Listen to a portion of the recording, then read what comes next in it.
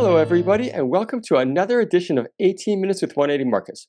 Well, friends, we know that we are in the technology age right now. It seems that there are so many advances happening day by day. But we are going to focus today on agriculture technology because for people that don't know, AgTech is being rapidly transformed. There is so much new stuff coming out all of the time. And I suppose with RFK Jr. in the driver's seat right now, there really has been at least a change in the conversation. And that's why I'm thrilled today to be joined by BioGene Technology and its managing director, Tim Grogan, because Tim is in that space of changing not only the conversation, but changing the product. And we're going to hear all about it today, how pesticides, how they work, and how BioGene is transforming this field. And with that introduction, Tim, welcome. Fantastic. Thanks, Greg. Thanks for having me on. Hey, Tim, it always starts with people, and you have been in the AgTech space for quite a number of years now. Can you just tell us a little bit about yourself? Sure. So by way of background, I guess I cottoned on to the changing opportunities in this health food space, back actually nearly 30 years ago. And so I did chemistry and law. And back in the late 90s, I managed to get a job with Monsanto in Australia. So at that time, Monsanto was transforming itself from an ag chem business into a biotech business with some of the traits in cotton and canola and other things worldwide. So that was actually, it turned out, a valuable opportunity to look under the bonnet, to see how the big players in the industry engage with their customers, how they develop new products. And that process is ongoing and has changed enormously since that time. So I was responsible for the growth and development of new products and commercial opportunities in Australia and New Zealand, and part of some of the global crop teams that were looking at new opportunities. And if I think back today on those days in the late 90s, there's so many changes that have gone through. I couldn't have anticipated that a company like BioGene with natural compounds would be then looking to replace some of the synthetics that are out there. So I chose to focus on the life sciences space, and that continuum involves agriculture, food, and human health. In many ways, the technologies are merging over the years. Food is health. And of course, agricultural production systems are so important. And in addition to that, not only are we involved in the ag food production side in terms of insecticides and crop use with BioGene, but lo and behold, we're also involved with public health and, mosquito control and, all of the issues associated with vector-borne diseases. So it's actually a really interesting, multifaceted role. I have a multidisciplinary background. I really enjoy the process. 1 minute you're wearing a finance hat, then there's an HR hat, then there's an IP strategy hat, negotiation hat. It's tremendously exciting. But, what I've got involved with over 10 startups over the journey. Oh, okay. And for me, the process is a professional process. It's a Machiavellian process, actually. It's survival of the fittest. There's so many great ideas out there that are a commodity, and they never see the light of day. They never become companies. They never become registered products, and they never become commercial successes. And there are a whole bunch of reasons for that. And managing that process with experience and thinking about risk and being realistic about the processes and the arrangements you need to put in place and the commercial terms that work for both parties, all of those things are incredibly important. So that's, I guess, where I'm coming from in terms of this BioGene opportunity to develop the products we're working with now. Right. And speaking of BioGene specifically, Flavocide, can you just describe what is it, and please, not in unscientific terms, if you will, and also what are the benefits? Sure. Well, look, at a simplest level, if the viewers have a look at the image behind me, you're looking at Eucalyptus cloesiana leaves, and Eucalyptus cloesiana happens to grow very well in coastal Queensland and the Atherton tableland. And it turns out that many plants actually naturally produce insecticidal compounds to protect them from insect attack. It's just a feature of evolution. But it turns out that the Eucalyptus cloesiana produces two particularly interesting compounds, one of which is called Qcide and one of which is called Flavocide. And there was some work done to basically screen the Australian flora back in the early 2000s at the University of Western Sydney. And basically there was a suspicion that some of these natural compounds must have potential for use in the commercial world as insecticides. And that work has actually led to the creation of BioGene, which is, it takes a long time to move through all of the scientific studies required to do this. But now we're on this mission for registration. So to answer the question, Flavocide is a particular compound that is actually produced in quite small quantities within this Eucalyptus cluesiana. And if it produced enough of it, it turns out to be a fantastic insecticide. Okay. So from our perspective, rather than using plants as factories, you'd have very, very small yield. And we've worked out how to produce it synthetically, but in a way that's identical to the natural version, completely the same through all of the analysis. It's unmodified. And basically that compound turns out to be a tremendous natural insecticidal compound. Now, it's also worth noting that BioGene actually has two product opportunities that both derive from this Eucalyptus cluesiana.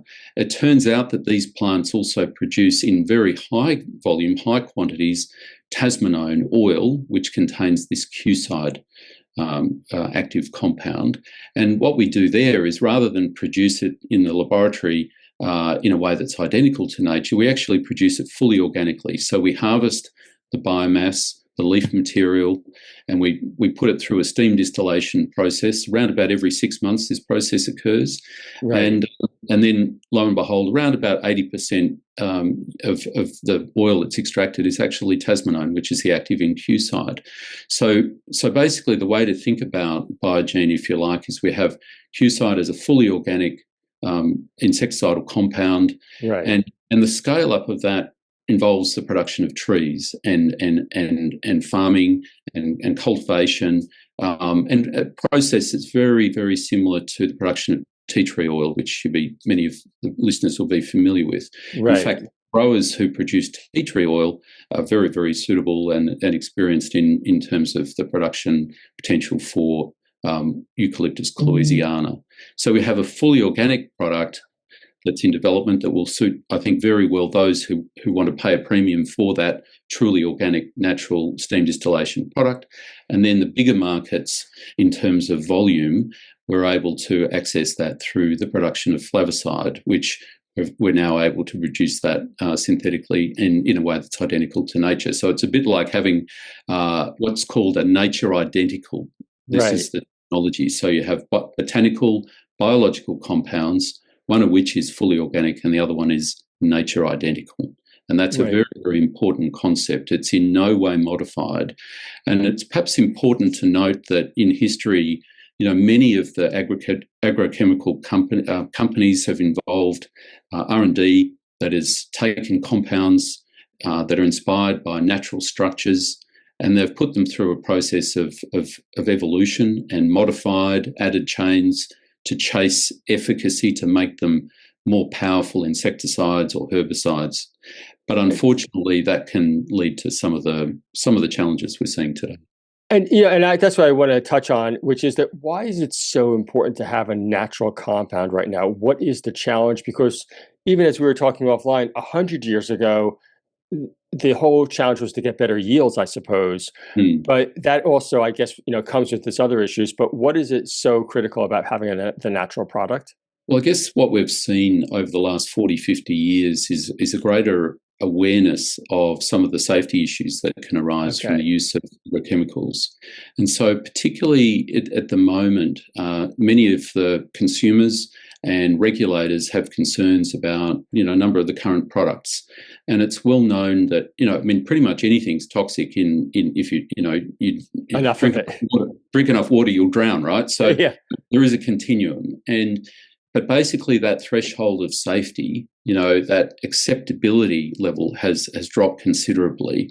And so what we're seeing now is a tension where in the agricultural chemical space, growers need these tools. They have to fight pests in the field every day. If you're a grower of canola in Australia and you've got red-legged earth mite attacking your plants, In Australia, you would ordinarily use a product called a methoate, but if Okay. you use that now, you cannot export your canola into the European market. It's totally unacceptable to the European market. Right. So you're getting all of these tensions build up where the acceptance, either by consumers or by regulators, is putting this backward integrated pressure back onto the supply chain and putting pressure on the big companies to come up with better options. And so this Right. category of natural compounds, biological compounds derived from nature that do the job but don't also bring in the concerns around safety is critically important. And bear in mind that just because these are natural compounds, they don't get any free kick from the regulators. They still have to go through the rigorous review process, and that's appropriate. That's entirely appropriate. But it turns out that these compounds, because they're unmodified, they've evolved over many, many years. They typically have a much safer profile, and that data that we're generating at the moment shows that to be the case. So yeah, it's a very, very significant change that's gone through the consumer and regulatory world. Yeah, and as you said, the world is waking up, especially in the northern hemisphere, especially in the U.S.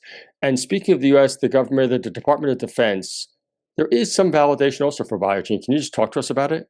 Yeah, that's it's something we're really pleased with. At the end of January, we announced that we'd been awarded 2 US DoD grants, which actually to get one would have been a great day. To land 2 in the one round was just fabulous, and they hand out around about 9 or 10 each year. And so basically that validation goes towards 2 and funding goes towards 2 product scenarios. The first of which is the use of Flavocide. If you can visualize Flavocide formulated into a very small device that a soldier or a civilian would wear in any context. Instead of smothering your skin with a personal insecticide, this would just be a personal device that passively emanates the Flavocide in the field around the person, around the wearer, to help to repel mosquitoes and other problem insects. Right. And so that's a totally new product concept, and we're working with a US company that's an expert in those devices, and together we've recognised the opportunity that's really special and unique. And we've already had feedback from places like Singapore, where dengue fever is a major annual burden, and in a densely populated environment, the belief there is there's a significant opportunity in the civilian market for a device like that. So that's the first category, and that's a grant program to the value of $1.6 million over the years. And then the second one for $1.4 million is a really interesting one, because it turns out that bed bugs are a major problem in hotels in many cities, where you've got, changing people coming through. So Paris, London, New York, New York, if you sell an apartment now, you have to give a certificate to show that you don't have a bed bug infestation. And it turns out that the current compounds used to treat bed bugs are pretty nasty and actually quite ineffective, because there's a lot of resistance that's built up. So this is the development, the use of Qcide in that case, in cracks and crevices as a residual spray and in indoors application to just passively kill bed bugs and other crawling insects in a safe way. Right. And Tim, a lot of these products, like Qcide as an example, they may work better even in combination with other products. Can you just talk to us about that? And this is obviously a huge area where 1 + 1 may equal 3. Absolutely. Yeah. So I'm glad you raised that, because we tend to think about, insecticides as a single active compound. And, that's certainly the mainstay of most of the things that we've worked on. But actually, we've got now data that shows that in combination with taking Flavocide or Qcide with some of the existing compounds, pyrethroids, for example, is a major category that's been around for many years. We're actually seeing synergy. And what that really means, to your point, is 1 + 1 does equal 3. So you're getting an additional benefit in efficacy, but you're able to drop down the amount of synthetic compound that's used to achieve that. And so that's actually a very, very important category in terms of resistance management and the rotation and the use of different actives, a bit like the antibiotic, scenario where we have, resistant, superbugs in hospitals. Right. It turns out that in many areas of the world, insects are pretty smart, and they've worked out how to genetically evolve so that, they actually are immune to many of the compounds. And the nice thing is, I really need to emphasize is that Flavocide and Qcide have a totally novel mode of action, totally unique. And that's tremendously exciting. So if you look back in the history of the evolution of insecticides, each of the major classes involve a new mode of action. Right. And for us to be able to come along with fully natural compounds with a completely novel mode of action is extremely important to break the resistance cycle. So all of our testing against resistant species shows we can kill them, no problem at all. So. Right. Hey, Tim, as investors, what should we look for BioGene over, say, the next 12 months? Mm-hmm. So we're on a really focused mission now. So perhaps by way of context, we've entered into some really significant commercial partnerships, and that's wonderful validation. In fact, I've been with the company now for just under 2 years, and one of the reasons that I took it on was because we've got that powerful commercial validation. But of course, you need your actives to be approved by the regulators for them then to be able to be formulated and supplied to customers. And so the way you do that is you put together a package of safety data. Many of you will be familiar with the process of biotechnology product development. We have the familiar language of safety and efficacy and manufacturability and phase 1, phase 2, phase 3. Turns out in the insecticide game, it's actually far simpler. We don't have the same terminology. It basically simply involves BioGene submitting to the Australian regulator a data package early next year for Flavocide, in that case, containing manufacture data and analytical data to show that it's consistent specification, and safety data to show that it's safe in the usual animal models. And efficacy is assessed by our commercial partners.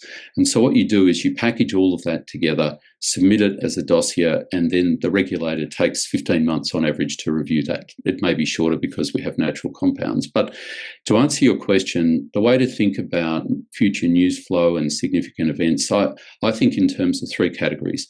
We have product development/regulatory advancements, and they are very, very substantive. I will include IP in that category because that's an underpinning element. The second category is commercial. So that's the expansion of our current partnerships and us entering into new partnerships. And I can talk more about the current partnerships in due course. And then the third one is around funding and grants and external support. And in the area we're operating in, there are tremendous, initiatives around sustainable product development, all the way through to the Departments of Defence. So, we'll chase every one we can and leverage our shareholders, capital as far as we can for support of BioGene.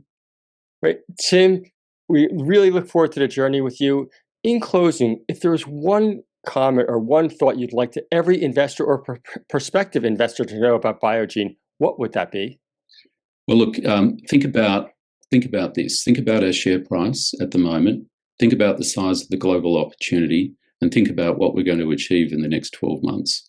And don't miss the boat. Don't miss the opportunity. I'm involved with BioGene because this is the time this company is going to create some hay. Tim, thank you so much. We very, very much look forward to the future with you. Fantastic. Thanks a lot, Greg. Cheers. Bye.